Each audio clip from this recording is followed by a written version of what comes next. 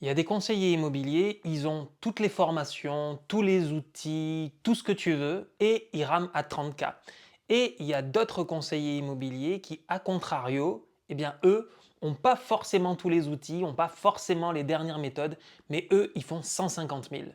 Tu veux savoir quelle est la différence majeure entre les deux? Bah dans ce cas-là, tu es au bon endroit. Donc déjà, je vais très rapidement me présenter. Je suis Jean-Philippe Avon, je suis le fondateur de Valeur Ajoutée. Donc Valeur Ajoutée, c'est quoi? C'est un réseau immobilier qui a pour mission de remettre l'honnêteté et les compétences au cœur de l'immobilier et qui, à l'échelle des conseillers immobiliers, mon but, en fait, c'est de leur faire développer, de les rendre épanouis, de leur faire le chiffre d'affaires, faire faire leur chiffre d'affaires qu'ils souhaitent. Bon, souvent, c'est 120 000 euros ou gagner 3 000, 5 000 euros net par mois et plus. Donc ça, mon job, c'est de les amener à ça et de manière à ce qu'ils soient épanouis dans leur activité. Maintenant, on va passer au sujet du jour. Donc la dernière vidéo, elle était beaucoup sur le mental. Et bien encore, on va rester encore aujourd'hui sur une vidéo sur le mindset et sur le mental et j'espère qu'elle va te plaire. Donc déjà, la première chose que tu dois savoir sur moi, c'est que j'ai déjà coaché des personnes à 100 000, 200 000, 300 000, 400 000 euros par an et plus. Et ça, c'est vraiment important que tu le conscientises. Ce que tu dois savoir aussi sur toutes ces personnes, c'est qu'à chaque fois, toutes sans exception, toutes ces personnes ont des doutes. Toutes ces personnes, elles ont des peurs, elles ont des craintes. Vraiment, en fait, on est tous des êtres humains et il faut comprendre qu'en tant qu'être humain, on n'est pas des machines en fait. Et ça marche comme les gens qui font 30 000, comme ceux qui font 150 000 et plus. Tout le monde a des doutes, tout le monde a des émotions, tout le monde a des mauvais passages. Donc quand tu comprends ça, ben, tu comprends que ce qui va faire la différence, c'est autre chose, c'est une ressource supplémentaire que va avoir la personne qui fait 200 000, 300 000, 400 000 et celle qui l'a pas. Et c'est exactement ce que je vais t'expliquer aujourd'hui. Donc ce qu'il faut savoir, c'est que les top performers, eux, ils vont avoir des peurs, mais ce qui va faire qu'ils vont réussir, c'est qu'ils vont avancer quand même. Et ça, c'est le grand conseil que je vais te donner aujourd'hui, c'est tremble, mais avance. Ne laisse pas la peur te paralyser, ne laisse pas la peur te définir, ne laisse pas la peur dégrader tes ambitions. Parce que justement, à chaque fois, les conseillers immobiliers qui passent pas à l'action, ce sont ceux qui écoutent davantage la peur plutôt que leur envie et leur cœur de ce qu'ils ont vraiment envie de faire au fond d'eux. Et le top performer, lui, ce qu'il va faire, c'est qu'il va transcender cette peur, il va avoir peur, mais il va le faire quand même. Donc même pendant l'action, il va avoir peur, mais il le fait quand même. Tu vois, par exemple, là aujourd'hui, je m'exprime devant toi en vidéo, mais il ne faut pas croire que c'est quelque chose qui est naturel. Moi, mes premières vidéos, tu peux remonter sur mon fil Facebook de l'agence Valeur Ajoutée, mes premières vidéos datent de 2016. Donc en fait, moi, ça fait 10 ans que je m'expose en vidéo. Donc aujourd'hui, j'ai plus cette peur, mais à un moment donné, j'ai dû avoir cette peur, cette crainte, mais avancer quand même, tu vois. Et c'est ça qui fait la plus grande différence entre des top performers et la moyenne des autres personnes. Non pas que les autres personnes sont médiocres, il n'y a pas de condescendance à avoir envers ces personnes, mais comprendre qu'il y a d'autres choses à mobiliser et notamment le monologue intérieur, c'est-à-dire la façon dont on se parle à l'intérieur de soi. Et surtout, quelle est la voix qu'on décide d'écouter? Est-ce qu'on décide d'écouter la voix qui dit j'ai peur donc j'y vais pas? Ou est-ce qu'on écoute la voix qui dit allez, tu sais que tu as vraiment envie de le faire, tu sais que c'est ça qu'il faut que tu fasses, eh bien désormais, fais-le, on y va. Voilà. Et en fonction de la voix que tu écoutes, ça va déterminer tes résultats. Et autre chose par rapport à la peur, il faut savoir que les top performers, ce qu'il y a, c'est qu'ils font les choses même quand ils n'ont pas envie de les faire. C'est-à-dire que déjà, ils ont un objectif à la base, ils ont un plan qui est défini, et après, ils font la chose, ils se mettent en mode ce qui s'appelle TCQ-DEF, ils se mettent en mode tout ce qui doit être fait, et ils font la chose. Plutôt que de se poser des questions sur la chose, de se demander comment faire la chose, de noter la chose dans la to-do list, ils font la chose. Et ça, c'est la différence majeure entre les top performers et la moyenne des autres conseillers immobiliers. Maintenant, je vais te raconter l'anecdote d'un conseiller immobilier que j'ai coaché et en fait, donc c'était une femme, une fille, voilà.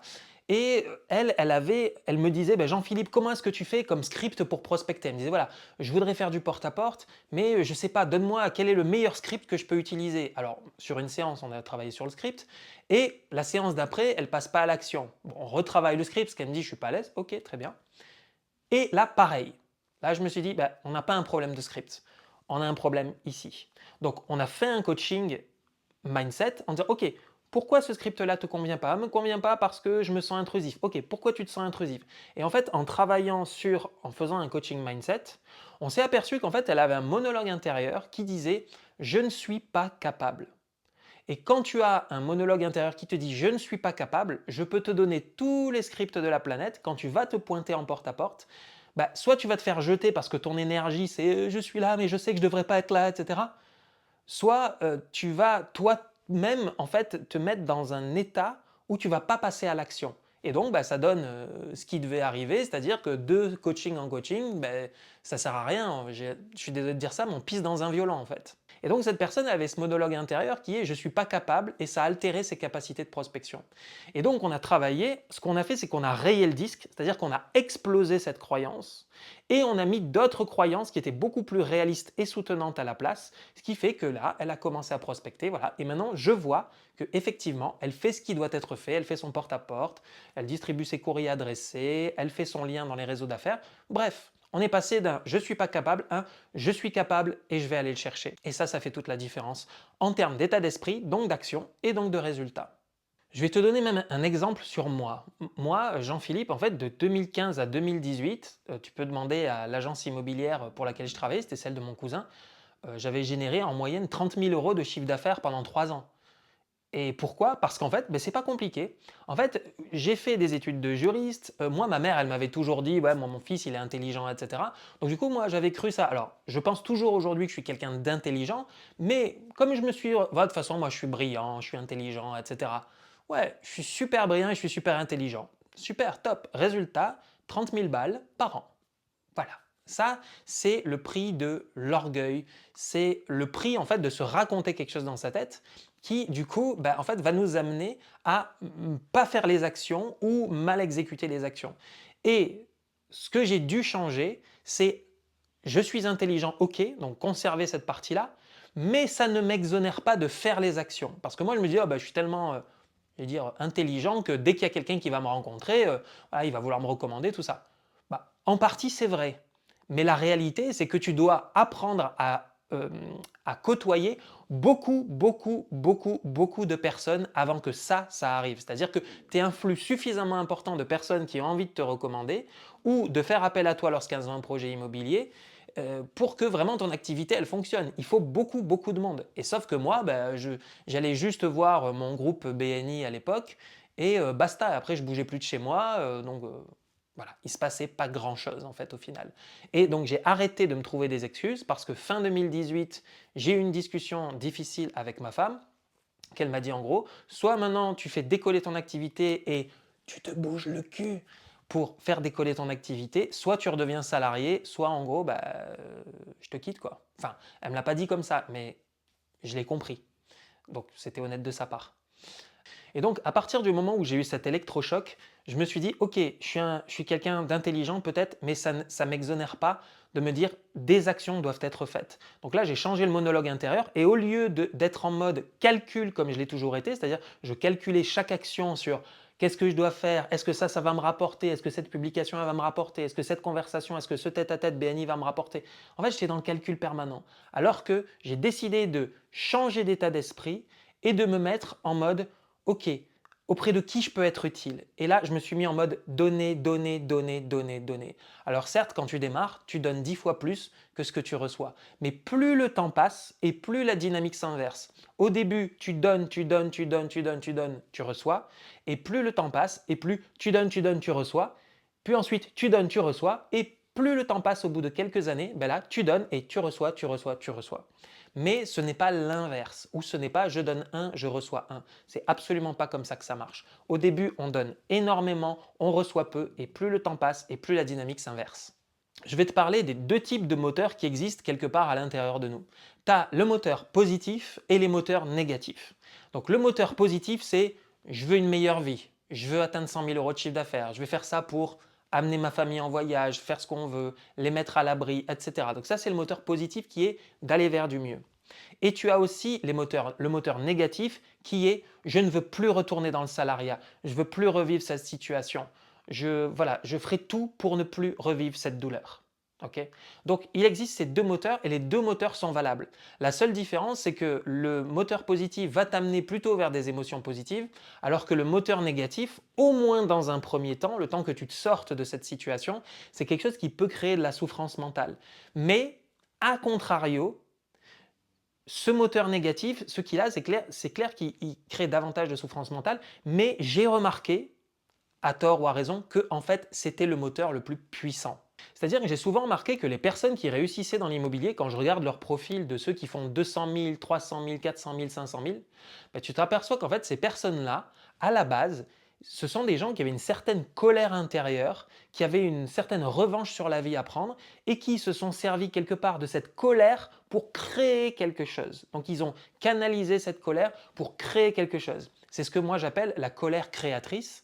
Et souvent, ce moteur négatif est plus impressionnant, mais du coup, ces personnes-là aussi, la contrepartie qu'ils ont, c'est que souvent, ils vont monter à 200, 300 000, 400 000, mais la contrepartie, c'est qu'ils vont se mettre aussi la misère, c'est-à-dire ils vont jamais être contents, c'est jamais assez. Voilà, donc il faut qu'ils apprennent eux aussi à driver leurs émotions, canaliser leurs pensées, etc., pour arrêter d'avoir cet état d'esprit négatif, parce que ces gens-là ne seront jamais heureux, même à 200, 300 000, 400 000, si dans leur tête, ils sont jamais assez. Voilà. Donc chaque moteur a ses contreparties. C'est-à-dire que le moteur positif, lui, il va être très très bien, mais des fois, il va falloir que tu te mettes un coup de pied au cul parce que tu vas te dire ah oui, bah aujourd'hui, j'ai pas la motive, j'ai pas mon pourquoi. Donc il va falloir que tu te reconnectes dessus pour aller chercher les actions. Et lui, celui qui a le moteur négatif, lui, bah en fait, naturellement, il va être drivé par cette envie de plus revivre l'ancienne situation. Par contre, bah lui, ce qu'il va devoir faire, c'est canaliser un peu ce monologue pour pas se mettre la misère H24. Et bon, il y a un troisième type de situation que je voulais te parler. Tu vois, je t'ai parlé du moteur positif, du moteur négatif, mais il y a aussi une situation qui est l'absence de moteur. L'absence de moteur, c'est-à-dire en fait, il n'y a pas de pourquoi fort, et ces personnes-là qui sont dans l'immobilier se disent oui, je voudrais bien réussir et faire 100 000, mais au final, très sincèrement, ça ne fonctionne pas. Parce que en fait, ces personnes, quand tu les regardes dans leur vie, elles n'ont pas faim. C'est-à-dire qu'elles sont déjà en sécurité financière. Alors, moi j'ai constaté que des exemples comme ça sur des femmes, il doit y avoir des hommes qui ont existé. En tout cas, sur certaines femmes, j'ai eu 3-4 exemples comme ça, et à chaque fois c'était des femmes. Et ces personnes-là, en fait, elles avaient déjà une sécurité financière parce que le conjoint gagnait déjà 5 000, 10 000 euros par mois, que ça suffisait pour couvrir toutes les charges, tout ça. Donc l'immobilier, quelque part, n'était pas hyper, voilà, c'était pas vital. Sauf que c'est un métier qui est tellement difficile que si tu n'as pas faim, si tu n'as pas envie d'y aller, si tu n'as pas envie de charbonner, bah, tu vas rapidement te retrouver à stagner parce que c'est trop dur en fait.